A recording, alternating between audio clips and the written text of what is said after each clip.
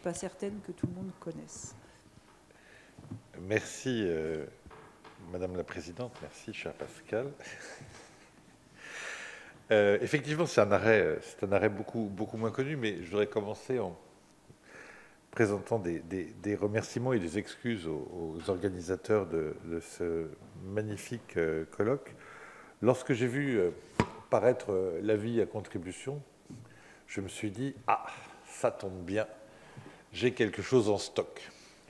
En effet, à l'occasion, en réfléchissant pour le 150e anniversaire de la commune, en 2021, on avait prévu avec mon ami Noé Magénaire d'organiser un colloque sur le droit de la commune. Et ça tombait malheureusement mal, l'anniversaire des 150 ans de la commune, puisqu'on était en pleine pandémie et en plein confinement, et ce colloque est tombé à l'eau. Et j'avais travaillé à l'occasion de ce colloque, justement, sur un arrêt du Conseil d'État qui traitait de la disqualification des actes de la commune dans la jurisprudence du Conseil d'État. Et le principal de ces arrêts, c'était un arrêt du 18 mai 1877, Banque de France contre État, aux conclusions d'Edmond David, dont nous avons prononcé d'ailleurs le prénom un nombre considérable de fois depuis hier. J'ai trouvé un prénom, d'habitude on l'appelle David, ce qui est déjà un prénom, mais maintenant on l'appelle Edmond David. Et donc, quand je vois paraître cet avis à contribution, je me dis, alors non, d'abord, première occasion se présente lorsque Thomas Peyroux dit on va faire un deuxième volume des grands arrêts politiques de la jurisprudence administrative. Je dis, ben voilà, je ne suis pas sûr que ce soit un grand arrêt, mais en tous les cas, c'est clairement un arrêt politique de la jurisprudence administrative, et donc je propose mon texte pour ce volume. C'était en 2021, 2022, rien ne se passe. Message un peu cryptique de Thomas Peyroux qui dit que pas sûr que ça se fasse. Et donc je me retrouve avec quand même 20 pages, parce que j'avais quand même travaillé.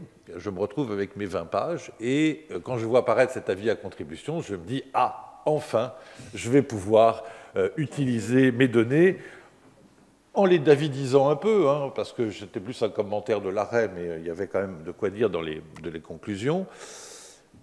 Et c'était quand l'appel à contribution, au mois de mars, avril, quelque chose dans ce goût-là, ou juin, voilà, c'est ça. Et il y a 15 jours, j'ai reçu les épreuves de ma contribution dans les grands arrêts politiques de la jurisprudence administrative. Finalement, l'extinso a repris le projet, de sorte que je me trouve un peu coincé. Alors, je vous promets que pour la version, la communication écrite, je ferai deux choses différentes. Enfin, il y aura quand même des éléments communs, parce que vous voyez qu'il y a malheureusement des choses qui sont difficiles à... vous allez voir qu'il y a des choses qui sont quand même difficiles à écarter tout à fait. Alors, de quoi nous parle cet arrêt Banque de France contre État? On va commencer par les faits. Quand, le 18 mars 1871, les insurgés s'emparent des canons de Belleville, puis ensuite de l'Hôtel de Ville, puis ensuite de tout Paris, se pose très rapidement la question de l'argent. Se pose très rapidement la question de l'argent. Pourquoi? Parce que, malgré tout, Paris est une ville qui a besoin de fonctionner. Les gardes nationaux qui vont faire la guerre contre Versailles ont besoin d'être payés.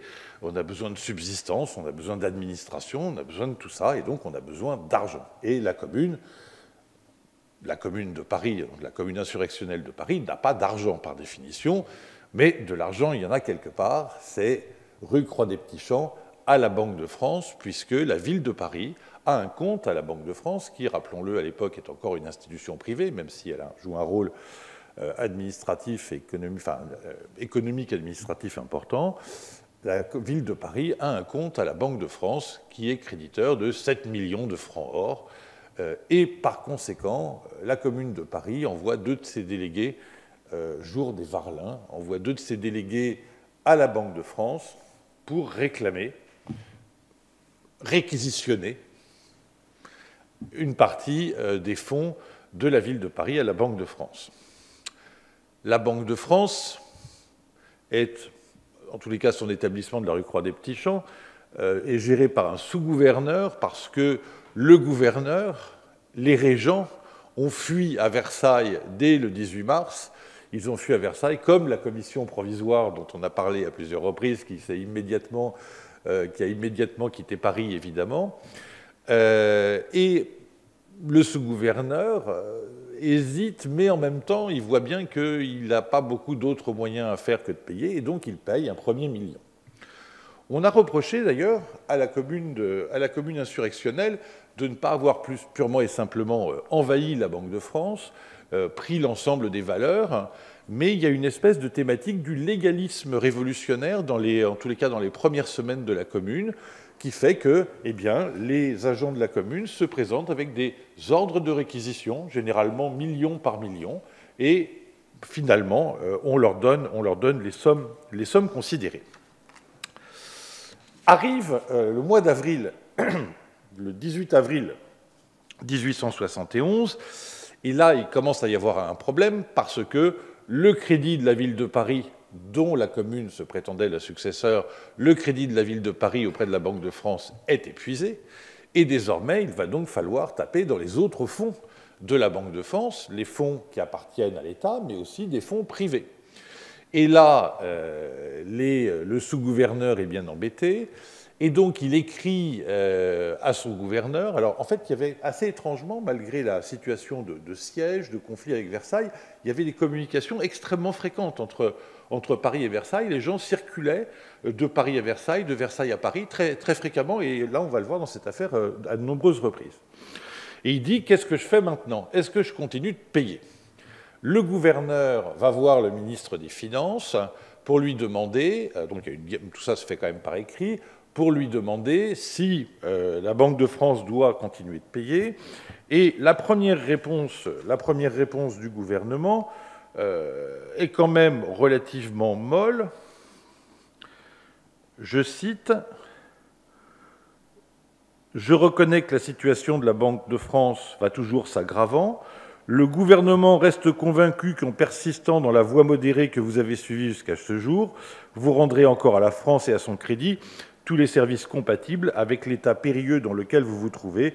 Le gouvernement ne saurait trop vous encourager à persister dans les moyens employés par vous. » Alors, ils sentent bien, les gens de la Banque de France, ils sentent bien que c'est quand même pas très très net comme réponse, et ils font une demande en disant, voilà, si vous ne nous envoyez pas une autorisation écrite pour prélever des fonds autres que ceux de la ville de Paris, eh bien, nous ne paierons plus, donc s'il n'y a pas cette autorisation écrite. Et cette fois-ci, le ministre des Finances répond, et alors le gouverneur transmet la lettre au sous-gouverneur qui se trouve à Paris.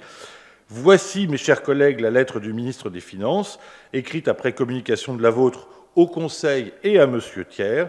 Je suis heureux d'y trouver un assentiment complet pour le passé et pour l'avenir, et cela d'autant plus que le ministre des Finances a indiqué que l'État prendrait à sa charge les avances que l'État fera à la commune insurrectionnelle en dehors du crédit disponible du compte de la ville de Paris. » Et donc, mue par ces autorisations apparentes, la banque continue de payer jusqu'à la semaine sanglante.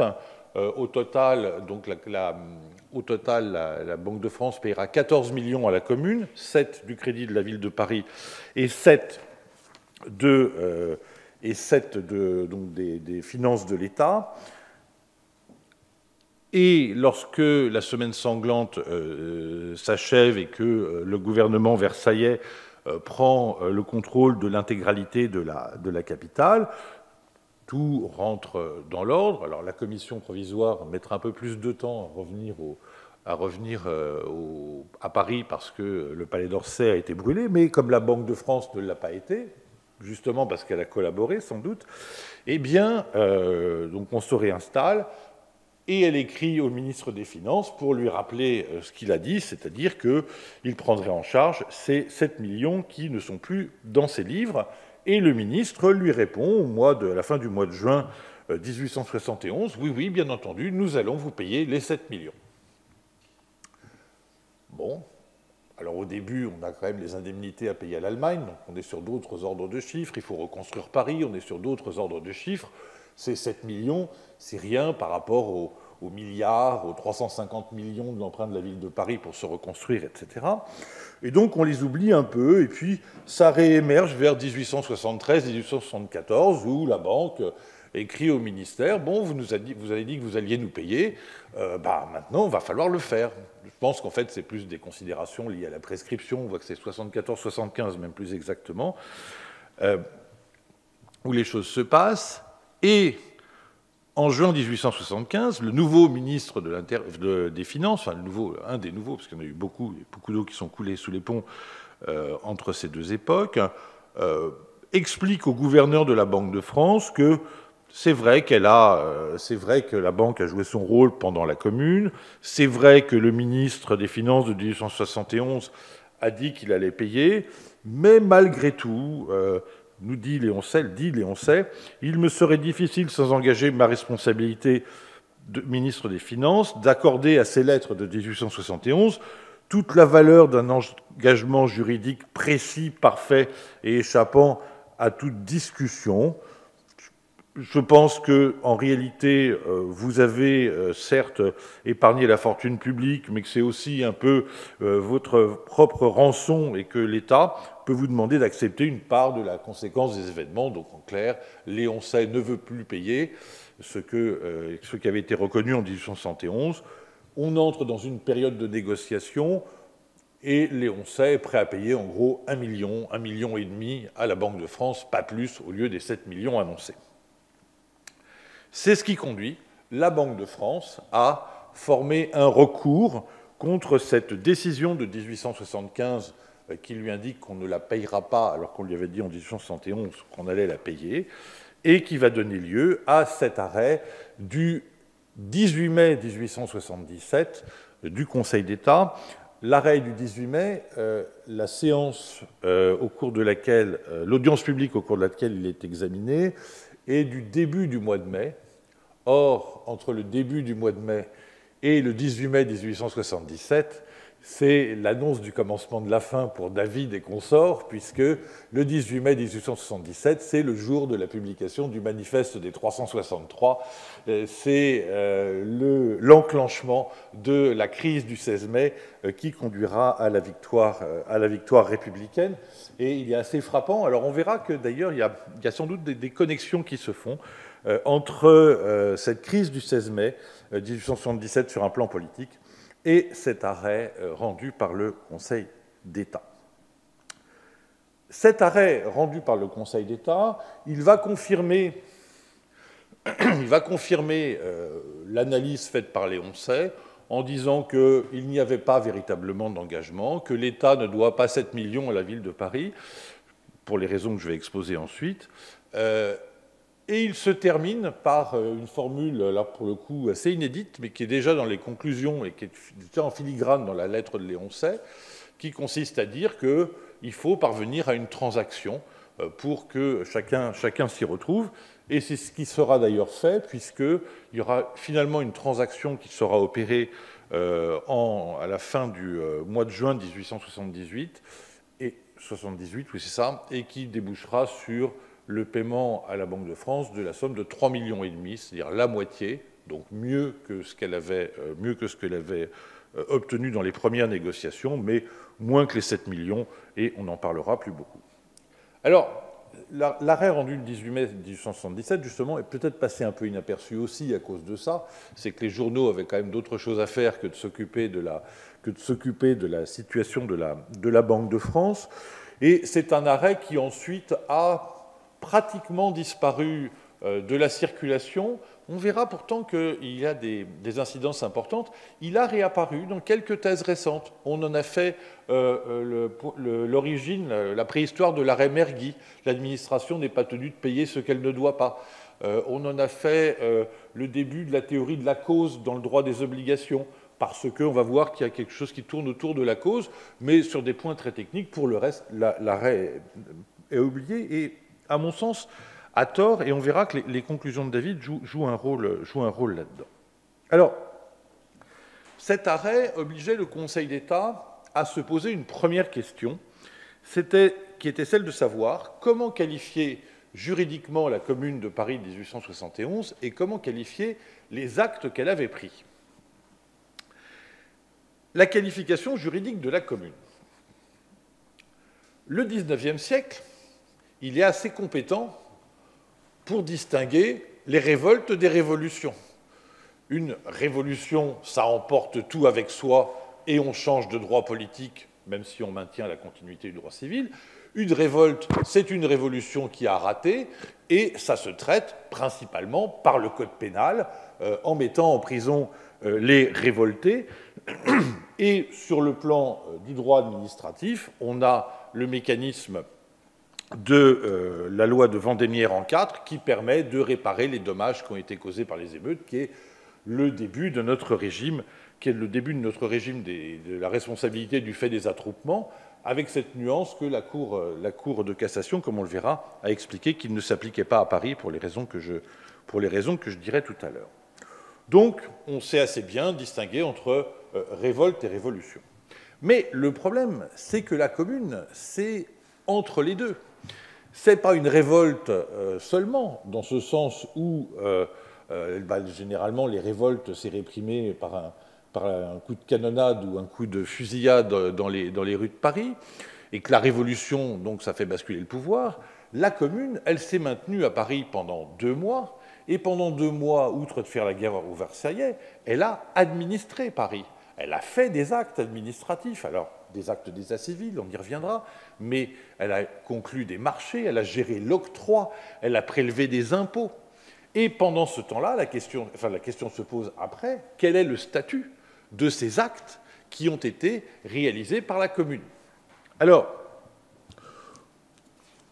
on n'a pas, au XIXe siècle, tant de situations que ça qui se comparent à ce maintien d'un pouvoir insurrectionnel pendant plusieurs mois.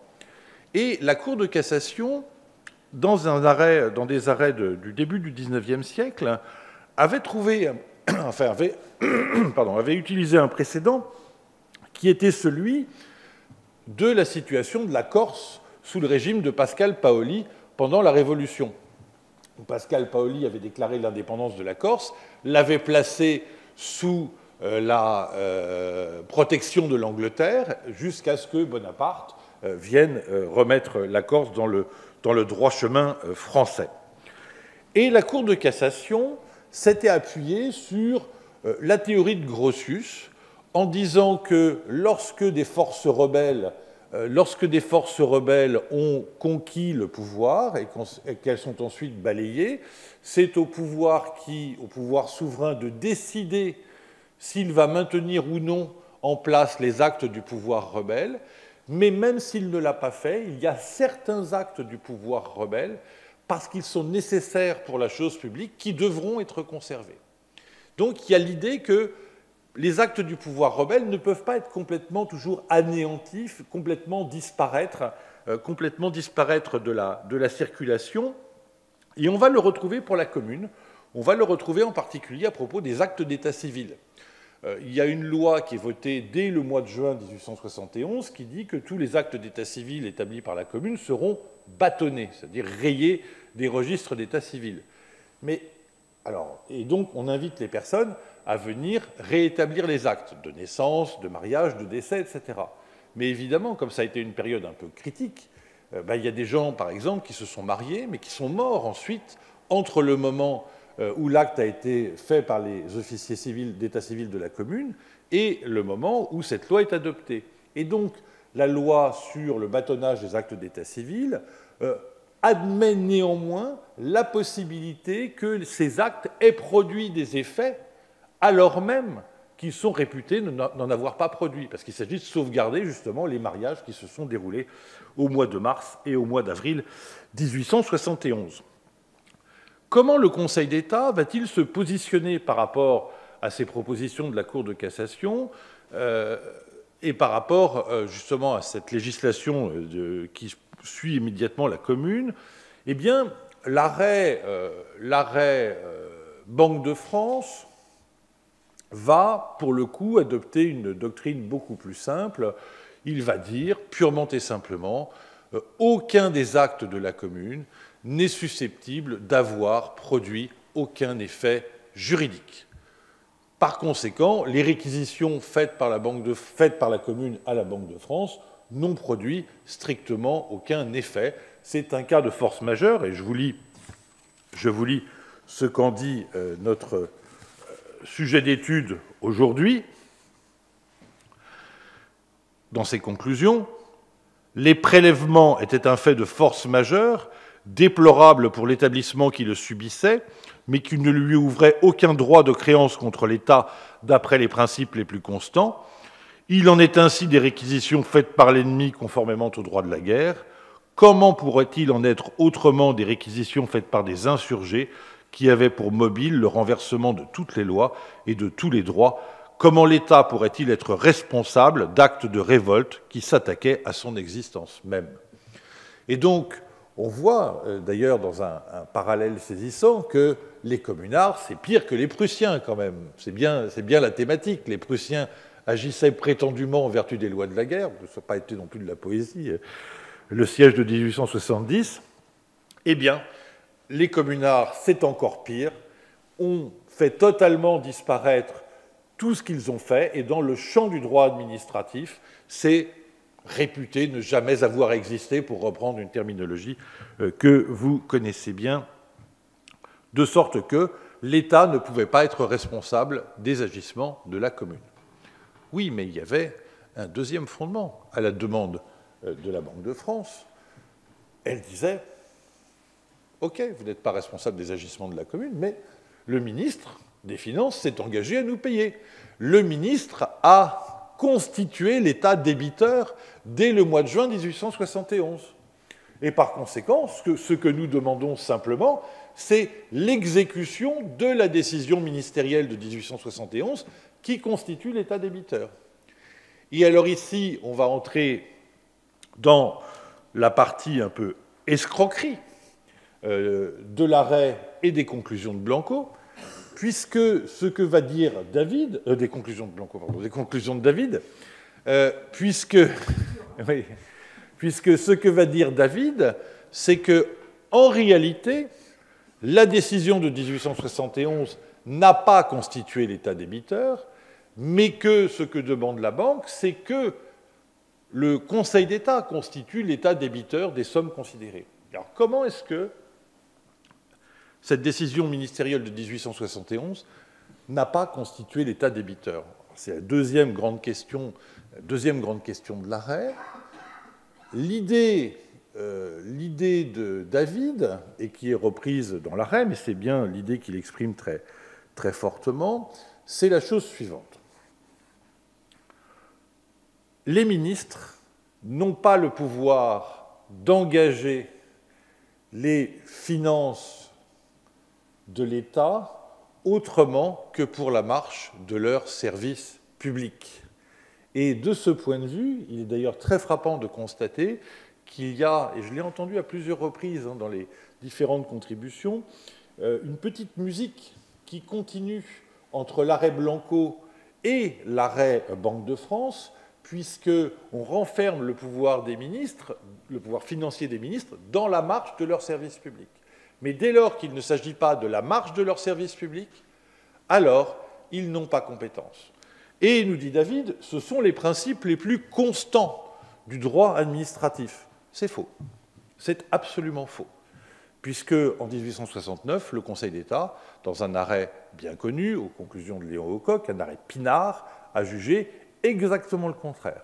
Il a permis, alors c'était pour la guerre du Mexique, il a permis qu'un ministre engage un marché de trésorerie de plusieurs centaines de millions de francs, donc beaucoup plus que les sommes dont on parle là, pour gérer les obligations émises par le gouvernement mexicain de Maximilien, et qui, évidemment, quand il a été renversé, ne valait plus un centime. Et ici, le ministre avait agi sans autorisation législative, et ça a été parfaitement validé par le Conseil d'État. Donc, en réalité, ce que nous dit David comme étant un principe des plus constants, c'est exactement le contraire du droit positif. C'est exactement le contraire du droit positif, et j'y reviendrai après, mais je pense que c'est ça peut-être le lien avec les thématiques de la crise du 16 mai, c'est que, en réalité, ce qu'on lit dans les conclusions de David, c'est qu'on a davantage besoin de l'intervention du pouvoir législatif pour constituer le cadre juridique des interventions du pouvoir exécutif. Le pouvoir exécutif ne peut pas agir contre le législateur, et vous reconnaissez bien ici la petite musique de la crise du 16 mai 1877. Et d'ailleurs, il me semble, et là encore, je vois une connexion avec ce qu'évoquait Pierre tout à l'heure, il me semble qu'on retrouve chez David cette thématique de l'encadrement plus important de la loi après le Second Empire qu'il ne l'a été pendant. C'est un peu la même chose pour les actes de gouvernement. Alors, donc, les ministres ne peuvent pas engager les finances au-delà de leur service public. Et en plus, David va nous dire que ça n'est même pas un véritable engagement, puisque, reprenant les termes des lettres des ministres, il va dire, vous voyez, jamais les ministres avant n'ont donné une autorisation à la Banque de France de payer au nom de la commune, et par conséquent, à quelque point de vue qu'on se place, il n'y a pas d'engagement. Ça, ce sont les deux questions qui sont résolues par l'arrêt, mais cet arrêt, il me paraît intéressant à deux autres points de vue. Il me paraît d'abord intéressant dans sa fabrication. Je serai bref là-dessus. Il me paraît intéressant dans sa fabrication. D'abord, il y a quelque chose de frappant, c'est que le rapporteur de l'affaire, le vicomte de Bolny, est un excellent ami de David. On le verra d'ailleurs davantage après leur épuration du Conseil d'État, mais le vicomte de Bolny est rentré au Conseil d'État un peu après David. Il a suivi une carrière un parallèle, mais avec la même pente, mais un peu en retard. Lui, il n'a pas été nommé conseiller d'État en 1879 encore, mais c'est un rapport très expérimenté. Et quand j'entendais ce que disait Marc hier sur la progression de David, on sent exactement la même chez Bolny. Et c'est un rapporteur auquel on confie des affaires extrêmement importantes. Et alors, j'ai fait comme Marc, mais sur une période plus courte. J'ai compté le nombre de rapports faits par Bolny dans les affaires à partir de 1875, et Bolny est spécialisé dans les affaires des cultes. Il fait 35 rapports par an, et il y a au moins 20 rapports qui sont des affaires de culte. Donc il est quand même spécialisé dans les cultes, et il a quand même, parfois sur conclusion de David, quelques arrêts intéressants, comme par exemple le fait que le maire a parfaitement eu droit d'interdire d'inhumer dans un cimetière catholique une personne qui avait refusé les soins de l'Église catholique à ses derniers moments. Donc il y a quand même une petite thématique religieuse autour de tout ça, et ils sont bien d'accord là-dessus. Pourquoi faire intervenir Bolny sur une affaire qui n'est pas une affaire de culte directement, mais on sait bien que la commune, c'est quand même évidemment le massacre des prêtres pendant la semaine sanglante. C'est évidemment parce qu'on sait qu'il ne pourra pas être favorable à une solution qui valoriserait ou qui donnerait, pas valoriserait, c'est peut-être excessif, mais qui donnerait une quelconque valeur aux actes de la commune.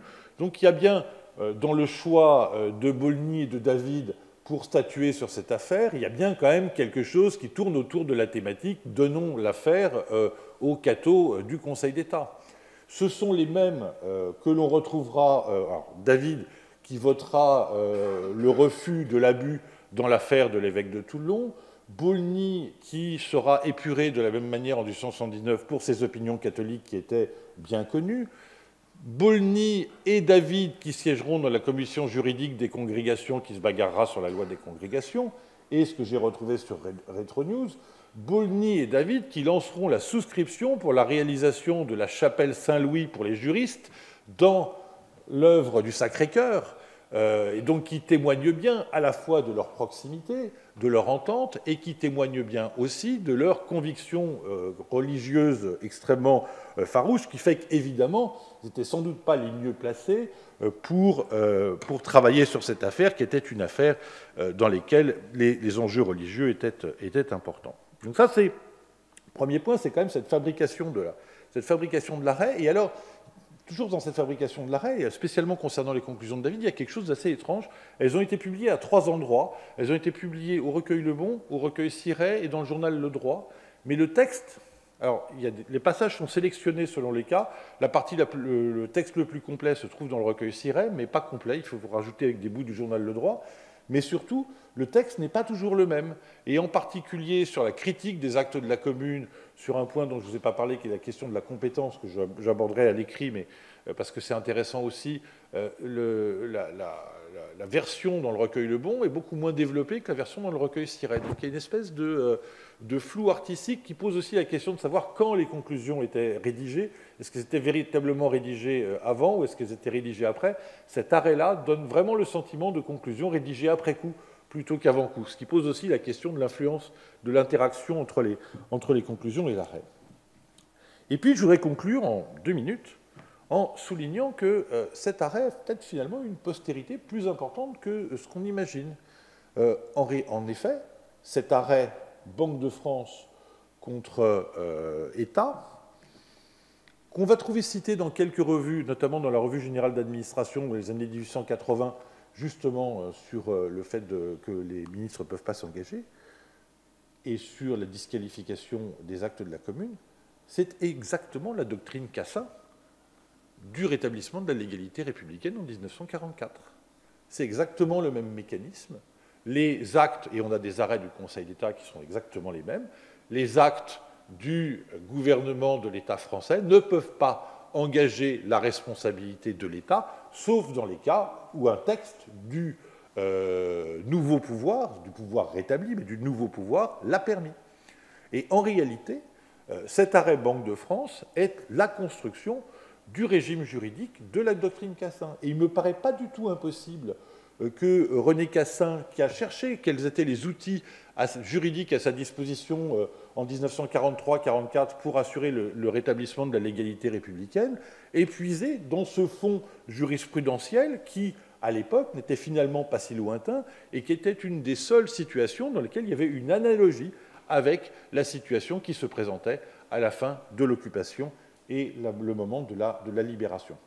Et donc, il n'est pas du tout impossible que cet arrêt ait eu ce prolongement, alors implicite, il est vrai, mais ait eu ce prolongement dans le rétablissement de la légalité républicaine en 1944. Je vous remercie.